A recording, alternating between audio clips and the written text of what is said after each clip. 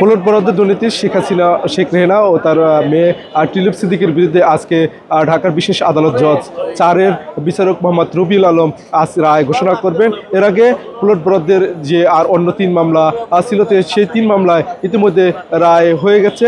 সে রায়ে শেখ হাসিনার 7 বছর করে 21 বছরের কারাদণ্ড হয়েছে এবং এ মামলায় শেখ হাসিনার ছেলে ও মেয়েও 5 বছর করে এই মামলায় কারাদণ্ড দিয়েছেন আদালত। আজকে শেখ হাসিনার ও শেখ রেহেনা এবং তার মেয়ে ব্রিটিশ এমপি টিউলিপ সিদ্দিকের বিরুদ্ধে আজকে রায় ঘোষণা করবেন আদালত। গত 29শে নভেম্বর সাক্ষ্যদের এই মামলায় সাক্ষ্যদের সাক্ষী শেষ করে 25শে নভেম্বর আসামির আত্মপক্ষ সমর্থনের মধ্য দিয়ে আসামিরা নিজেকে নির্দোষ দাবি করেন। এই মামলা অন্যতম আসামি হচ্ছে মামলার রাজুকের কর্মকর্তা খুরশিদ আলম। তিনি আদালতে এসে আত্মসমর্পণ করেন। এরপর থেকেই তিনি কারাগারে আছেন। তিনি আত্মপক্ষ সমর্থনের নিজেকে নির্দোষ দাবি করেন। এর পাশাপাশি 2 পক্ষের আইনজীবীদের ওই দিন যুক্তিতর্ক উপস্থাপন করেন। সেখানে যুক্তিতর্কে সেখানে ক্ষমতার অপব্যবহার করে মিথ্যা হলফনামা দিয়ে শেখ হাসিনা, শেখ রেহেনা থেকে তৎকালীন প্রধানমন্ত্রী প্লট বরাদ্দের আবেদন ও প্রধানমন্ত্রী কার্যালয় থেকে নিয়ম বহির্ভূতভাবে প্লট বরাদ্দের নির্দেশ দেওয়া হয়েছিল। সাক্ষ্য গ্রহণের প্রথম দিনে মামলার বাদীরা আদালতকে বলেন, অন্যদিকে খুরশিদ আলমের আইনজীবীরা তাকে নির্দোষ দাবি করেন, যুক্তিতর্ক উপস্থাপন করেন। আদালতে সব রেকর্ড করে 1 ডিসেম্বর আজ এই শেখ হাসিনা, শেখ রেহেনা ও টিউলিপ সিদ্দিকের বিরুদ্ধে এই রায়ের দিন ধার্য করেন।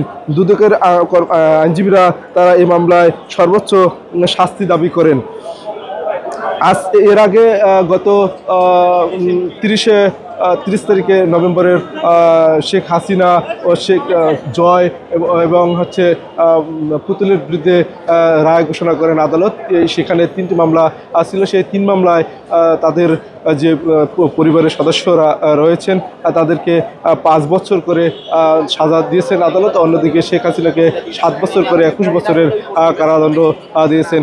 আজকেও দুদকের যে আইনজীবীরা রয়েছেন তারা শেখ হাসিনা ও শেখ রেহেনার ও টিউলিপ সিদ্দিকের বিরুদ্ধে সর্বোচ্চ শাস্তিও দাবি করবেন।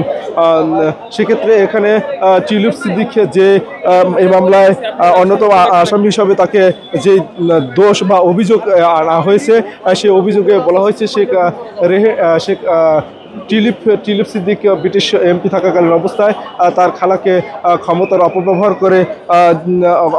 করে ক্ষমতার মাধ্যমে প্রভাব খাটিয়ে তিনি তার খালার কাছে এই প্লট বরাদ্দ দাবি করেন এবং সেখানে তার টিউলিপের বোন এবং ভাই এবং মাকে তারা এই প্লট বরাদ্দের জন্য ক্ষমতার অপব্যবহার করে জোর জবরদস্তি করে এই প্লট নিয়েছেন বলে এই মামলার যে সাক্ষীরা রয়েছেন সেভাবেই সাক্ষ্য উপস্থাপন করেছেন। এই ছিল আমার কাছে নিম্ন আদালত থেকে।